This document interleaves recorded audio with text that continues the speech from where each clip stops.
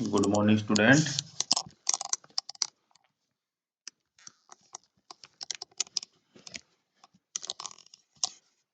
आज हम BSc BEd second year BSc second year इससे पहले अपने वीडियो बना रहे हैं, जिसमें इससे पहले मैंने रैखिक अवकलन जो समीकरण है उस पे वीडियो बना चुके हैं। अब बर्नौली समीकरण जो इक्वेशन है उसके बारे में चर्चा करेंगे कि बर्नौली इक्वेशन होती क्या है, क्या करना है। बर्नौली इक्वेशन में आपके पास सबसे पहले dy अपॉन में dx जो है dy अपॉन में dx plus P Y equal Q Y की जो ये n है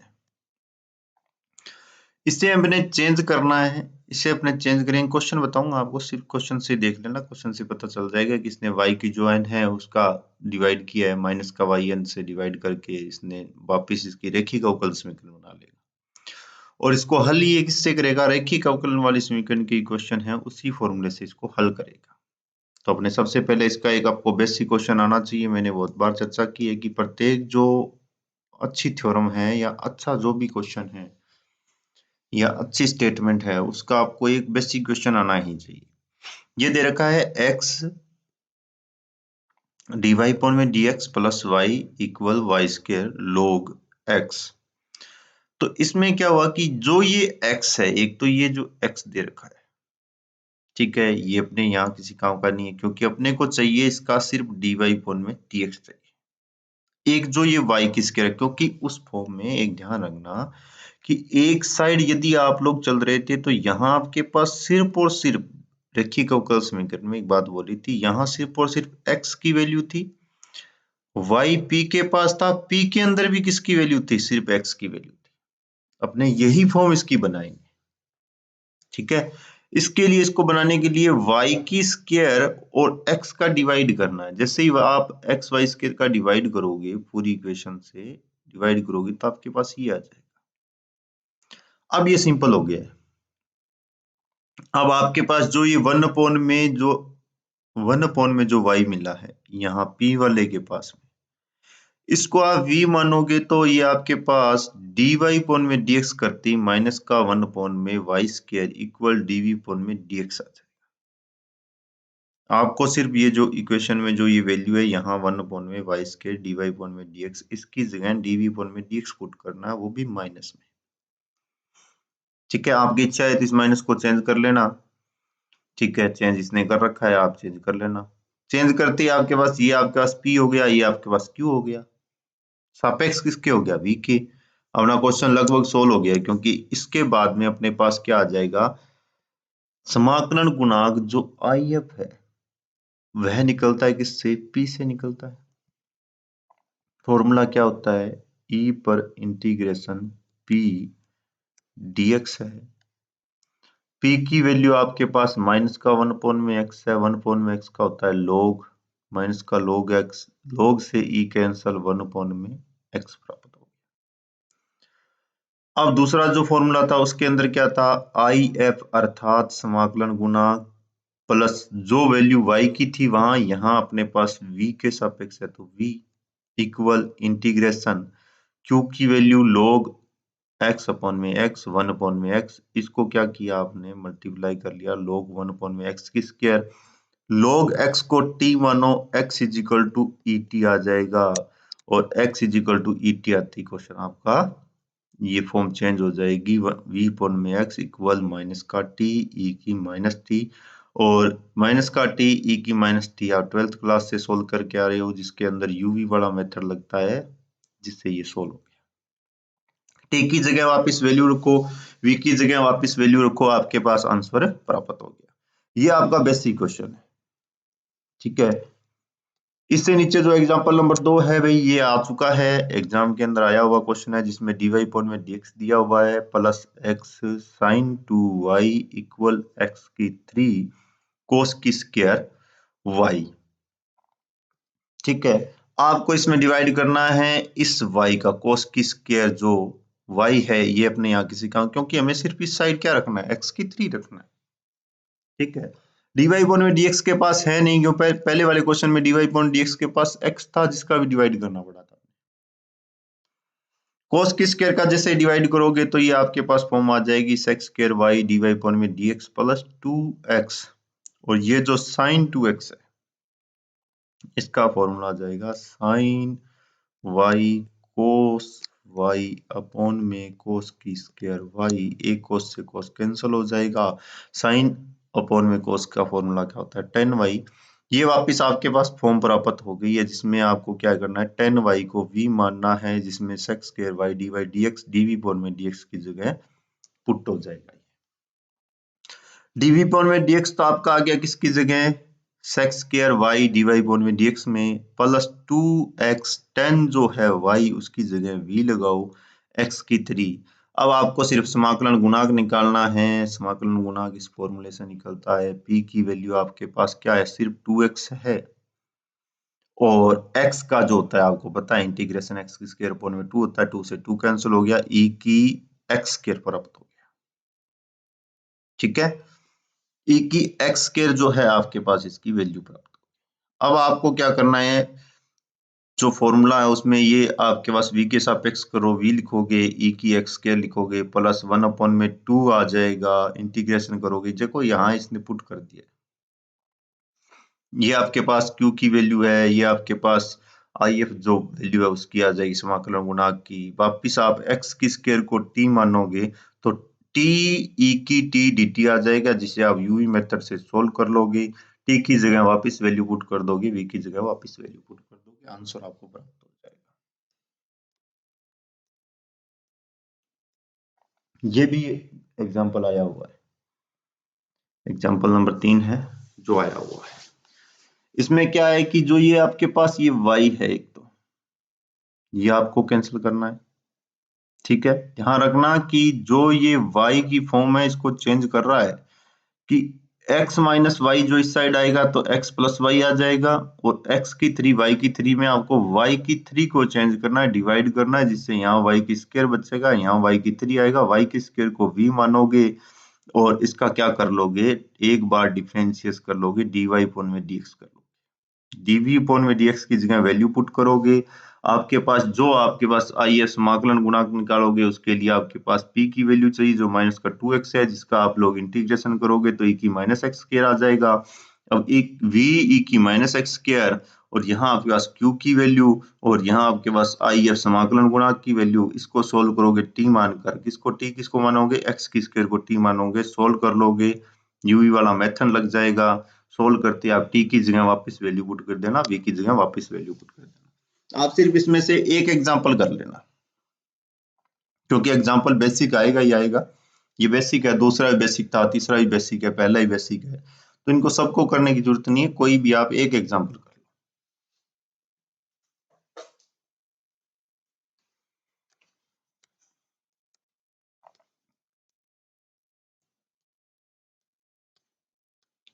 अब देखो ये एग्जांपल नंबर 7 है, ये भी आ चुका है,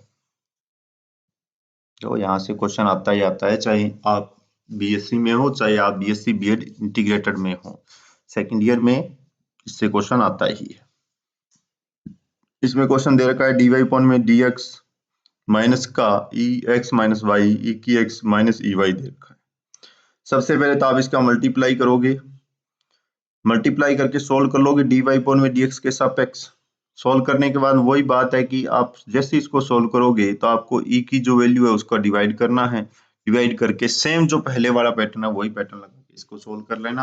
क्योंकि ये थोड़ी पीडीएफ बनाई हुई है मेरे पास, इसमें क्वेश्चन कम दिखाई दे रहा है, आप ये पेज नंबर देख लेना, 41 नंबर पेज पे एग्जाम्पल नंबर 7 है। फिर भी कोई प्रॉब्लम हो तो कमेंट कर देना, इसका वीडियो अलग से बना देंगे।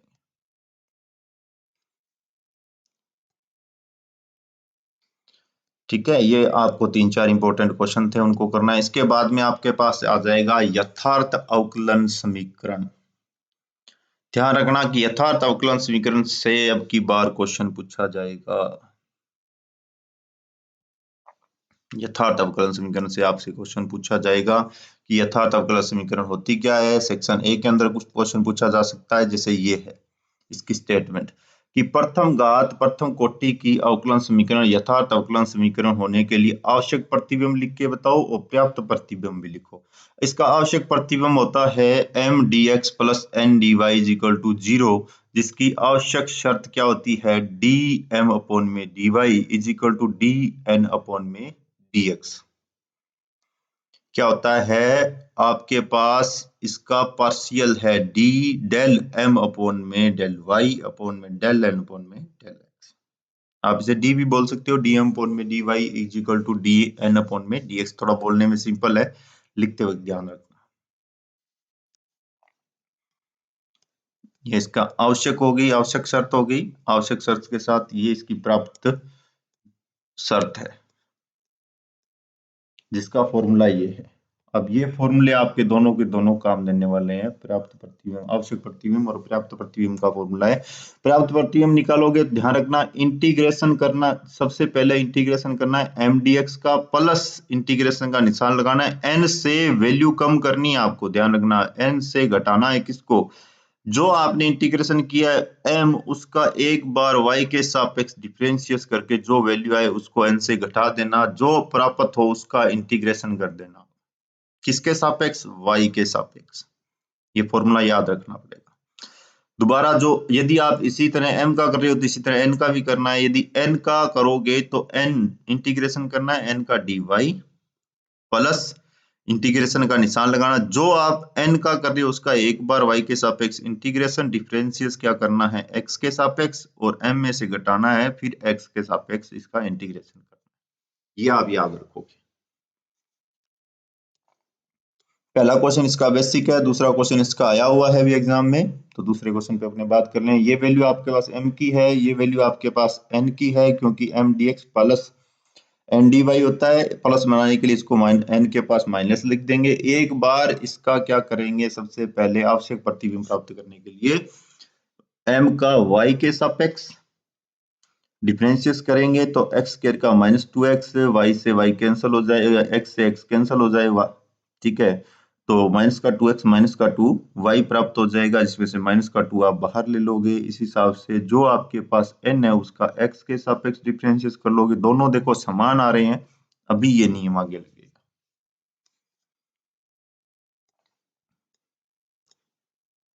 दोनों वैल्यू आपके पास क्या होगी, समान आपके पास प्राप्त हो गई है। अब क्या करना है, इसकी यथार्थ जो समीकरण है वो ज्ञात करनी है। यथार्थ समीकरण ज्ञात करने के लिए आपको क्या करना है, पहला फर्स्ट फॉर्मूले के लिए आपके पास इंटीग्रेशन करना है एम डीएक्स का। एम डीएक्स का, एम का जो वैल्यू है उसे लिखोगे, डीएक्स लिखोगे, इंटीग्रेशन कर दोगे एक्स के सापेक्ष, जो नॉर्मल बेसिक इंटीग्रेशन है।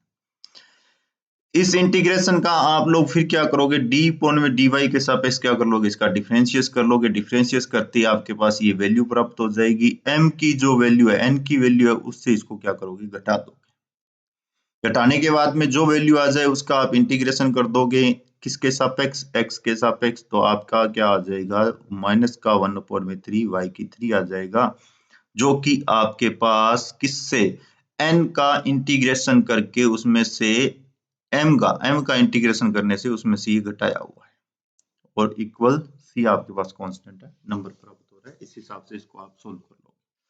इससे भी एक क्वेश्चन आता ही है, और अब की बार तो कंफर्म आएगा। जो आए हुए हैं वो क्वेश्चन मैं आपको बता दूंगा।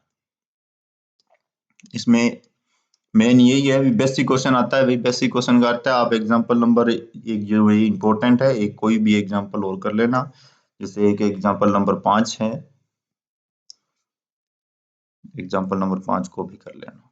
कोई भी प्रॉब्लम हो तो पूछ लेना, कमेंट डाल देना भी एग्जांपल नंबर 5 नहीं हो रहा है। इसमें M D X plus N D Y equal to 0 है, जिसमें सबसे पहले आपको आवश्यक प्रतिबिंब है उसको प्राप्त करना है, उसके बाद में इसकी इक्वेशन को सोल्व करके आंसर निकालना है। नेक्स्ट जो है आपका समाकलन गुणांक। अब की बार ध्यान रखना, समाकलन गुणांक बेस से भी क्वेश्चन पूछा जा सकता है। समाकलन गुणांक में आपको सबसे पहले आईएफ जो है, वैसे तो आप आईएफ करके आए हो, किसमें, आईएफ और रैखिक अवकलन समीकरण में भी करके आए हो, बर्नौली इक्वेशन में भी आप आईएफ की वैल्यू करके आए हो। इसके नीचे आपके पास कुछ 10-12 फॉर्मूले दिए हैं, जो आपके क्वेश्चन में है उन्हीं फॉर्मूलों को याद करना। यहाँ से पूरे फॉर्मूले मत याद करना, अपने किसी काम के नहीं है। ये 4 या 5 क्वेश्चन इसमें से है एग्जाम्पल, उसमें से 2 इंपॉर्टेंट है, 2 एग्जाम्पल इंपॉर्टेंट में जो ये फॉर्मूले लगे उन्हीं को याद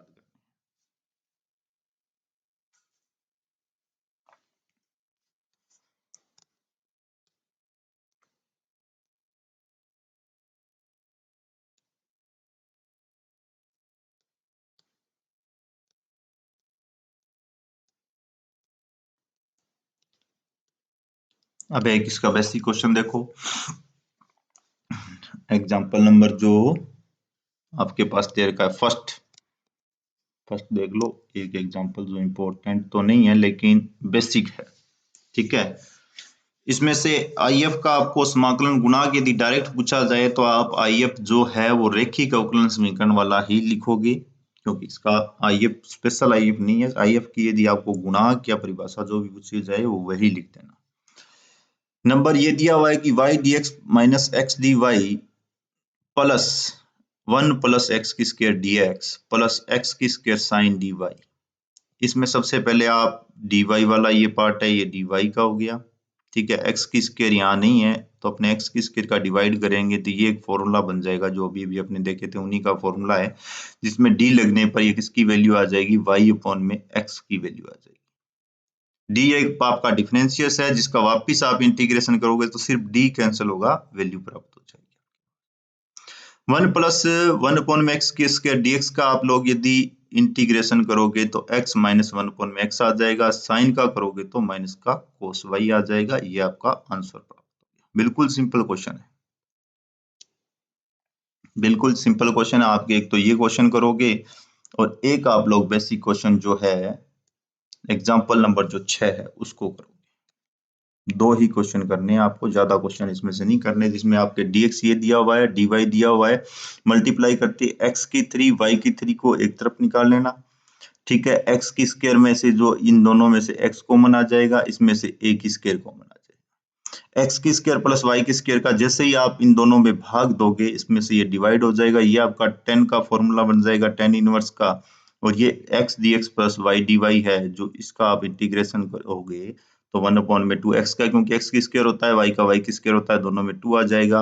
और इसके पास d लगा हुआ है, d ही कैंसिल होगा डिफरेंशियस वाला, और इंटीग्रेशन लगाते ही d कैंसिल हो जाएगा, tan इनवर्स x अपॉन में y बचेगा, 1 अपॉन में 2 इसका कांस्टेंट आ गया। इसको सोल्व करके आंसर लिख देना, ठीक है।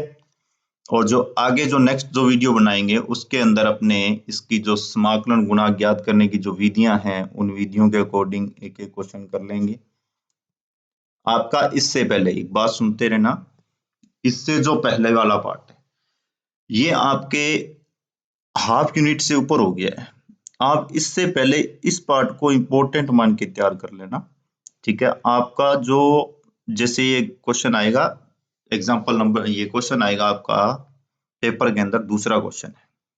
दूसरे क्वेश्चन से जो बी सेक्शन में दूसरा क्वेश्चन है उसमें दो क्वेश्चन आते हैं, अथवा वाला क्वेश्चन है जो इससे आगे आएगा। इससे पहले पहले जो क्वेश्चन आएगा वो आपका क्या होगा, फर्स्ट क्वेश्चन होगा, और दूसरे का सेकंड क्वेश्चन इससे आगे मिलेगा।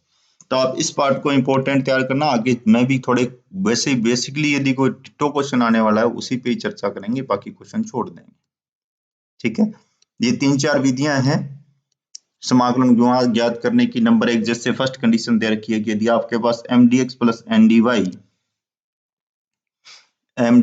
ndy इज इक्वल टू 0 हो और नो इक्वल टू 0 हो तो nx एक बार m का x से मल्टीप्लाई प्लस n का y से मल्टीप्लाई करके यदि आप उनको ऐड करोगे तो नॉट इक्वल टू 0 आएगा। जो नॉट इक्वल टू 0 आए उसका आपको डिवाइड करना है और सोल्व करना है। पहली कंडीशन ये है। दूसरी कंडीशन इसके अंदर दे रखी है इसने कि दोनों को ऐड करोगे, जैसे ही आप दोनों को ऐड करोगे, ठीक है, तो आपके पास जो पहला जो फलन है f1xy y dx plus f2xy x dx, दोनों का अंतर करने पर क्या होना चाहिए, पहले में जोड़ करने पर नॉट इक्वल टू 0 आ रहा था, अंतर करने पर नॉट इक्वल टू 0 आ रहा है, जिसका आपको क्या करना है, डिवाइड करना है। डिवाइड करते ही आप इसको सोल्व कर लो। देखो ये क्वेश्चन में जल्दी समझ में आ जाएंगे। तीसरी जो कंडीशन है उसके अंदर क्या है, दोनों का योग करने पर क्या होना चाहिए, 0, लेकिन इसका एक फॉर्मूला बन जाएगा आगे 1 अपॉन में n dm अपॉन में dy माइनस का dn अपॉन में dx इक्वल टू fx, ठीक है। और fx का वापस क्या करोगे, e जो समाकलन गुणांक करने वाला p dx है वही फॉर्मूला लगे, इसको सोल्व कर लेंगे। और इसका जो फोर्थ जो फॉर्मूला है वो आपके पास क्या है कि mdx plus ndy is equal to 0 करने पर एक बार n के सापेक्ष जैसे आपने किया था उसी तरह इसको m के सापेक्ष भी सोल्व करना है, ठीक है। और जो ये आपका रूल नंबर 5 है इसको छोड़ देना, इसका क्वेश्चन नहीं आएगा अब की बार, ये छोड़ देना। थोड़ा क्वेश्चन भी हार्ड है, छोड़ देना, कोई दिक्कत नहीं है, आपके पास इसके आने वाले क्वेश्चन आ चुके हैं। अब जो आपके एग्जाम में आया हुआ क्वेश्चन है वही एक दो क्वेश्चन जो आपके पास है, उन दो क्वेश्चनों को मैं आपको बता देता हूँ। ये क्वेश्चन आपके पास आए हुए हैं। जैसे आपके पास एक एग्जाम्पल नंबर ये है 2। एग्जाम्पल नंबर 2 में आपके पास है dx के अंदर mdx की वैल्यू ndy की वैल्यू दी हुई है। दोनों को जैसे ही ऐड करोगे, जैसे ही आप इन दोनों को क्या करोगे, ऐड करोगे, ये दिए रखा है, जो दिया है उसमें से एक बार इसमें से x लगाओ, x वाले के पास y लगाओ, y वाले के पास x लगाओ, तो ये आपके पास वैल्यू आ जाएगी। ये दोनों का अंतर करने पर आपके पास जो वैल्यू आएगी वो 3x की 3/3 नॉट इक्वल टू 0 आ जाएगा, इक्वल 0 नहीं है। जो आपके पास ये जो वैल्यू आई है यही आपका क्या है, IF है। यही क्या है आपके पास, IF है। 1/3 x की 3 y की 3 आपके पास क्या आ गया है, IF आ गया है। IF जो आया है उसका आप लोगों के पास जो फॉर्मूला था उसमें डिवाइड करोगे, नॉट इक्वल वाला जो फॉर्मूला था उसकी तरह आप इसको डिवाइड करोगे। जैसे ही आप इसका गुणा कर दोगे दोनों तरफ, जो m की वैल्यू है उसमें और n की वैल्यू में, तो आपके पास कैंसिल होगी 1/x की square y plus 2/x dx plus 1/3 1/x y की स्क्वायर माइनस 1/y dxy बचेगा, जिसका आप इंटीग्रेशन करते ही आपके पास ये हल प्राप्त हो जाएगा।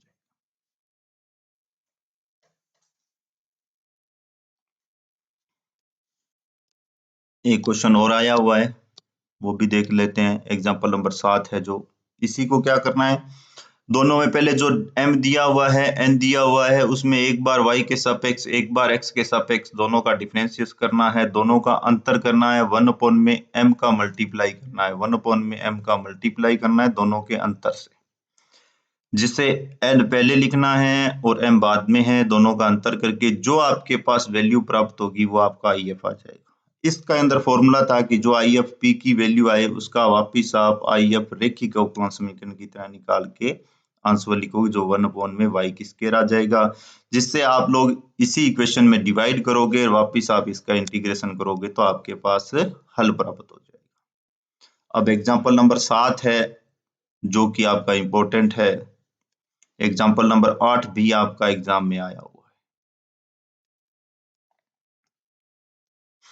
है। एग्जाम्पल नंबर 8 के अंदर क्या है कि आप लोग 8 और 9 ये विधि वाले ये छोड़ देना भाई, जो एग्जाम्पल 8 है, क्योंकि आप ये थोड़े क्वेश्चन हार्ड है, आप इनको मत करना, क्योंकि आपके पास जो सेक्शन का क्वेश्चन बी फर्स्ट यूनिट का क्वेश्चन है, जो मैंने बोला था कि यथार्थ अवकलन समीकरण से पहले पहले आपके पास मटेरियल जो जितना है उसको अच्छे से तैयार कर लेना, जिससे आपके पास हाफ यूनिट से ज्यादा तैयार हो गया है। आपके पास इसका सेक्शन सी का क्वेश्चन यूनिट नंबर 1 का और सेक्शन बी का क्वेश्चन और सेक्शन ए के क्वेश्चन जो है आपके पास प्राप्त हो गए,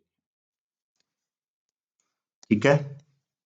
और इसी के साथ ये आपका लेसन है जो समाप्त हो गया। अभी लेसन नंबर 2 की समाप्ति हो गई है यहाँ, और अब आपके पास लेसन नंबर जो नेक्स्ट जो वीडियो आएगी उसके अंदर अपने नेक्स्ट वीडियो में लेसन नंबर 3 की चर्चा करेंगे।